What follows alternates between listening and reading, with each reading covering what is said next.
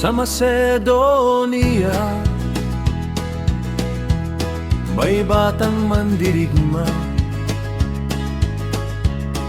inubog ng espada, lumaki sa digmaan. Sa murang edad, trono ang kanyang nakuha, at sinimulang abutin ng mundong kay hirap sa kuping. Tatlong kontinente, hindi buong mundo. Tinawid niya ang Greece, Persia, Egypt, hanggang India. Tatlong kontinente ang kaniyang narating. Mga kahariang yumuko sa lakas ng kaniyang pangalan, pero hindi ang buong daigdig, may hangganan pa rin ang hari. Sa Babylonia, nagkasakit at namatay ang hari, pero malakas ang aral na iniwan sa mundo. Mga bihasang doktor ang magdala ng kabaong ko, para malaman ng lahat na walang makaliligtas sa kamatayan.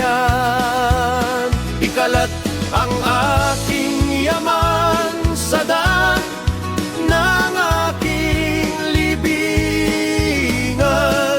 para makita ng mundo na wala kang madadala kahit gaano kakayaman. Iwanang nakalabas ang aking mga kamay, para malaman ng lahat na kahit hari ako, wala akong nadala.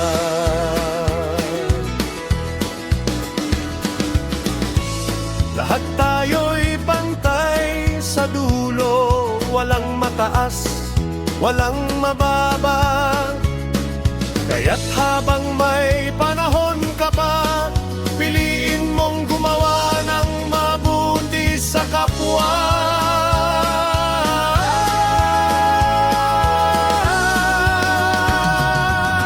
Kahit sino ka pa,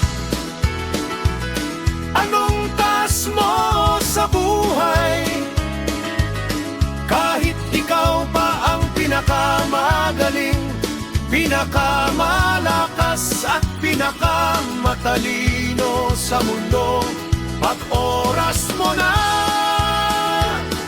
wala kang kontrol dito. Nagsimula ka sa alabok, at sa alabok ka rin babalik. Oh Lord, habang may lakas pa ako, gagawa ako ng mabuti. Yan ang kayamanang hindi mawawala.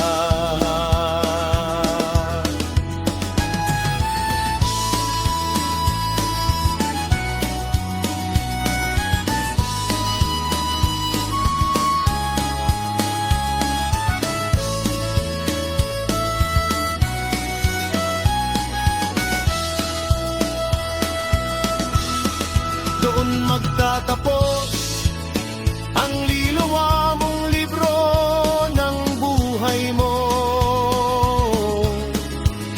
Kahit gaano ka pa kayaman, lakas o kasikat sa mundo.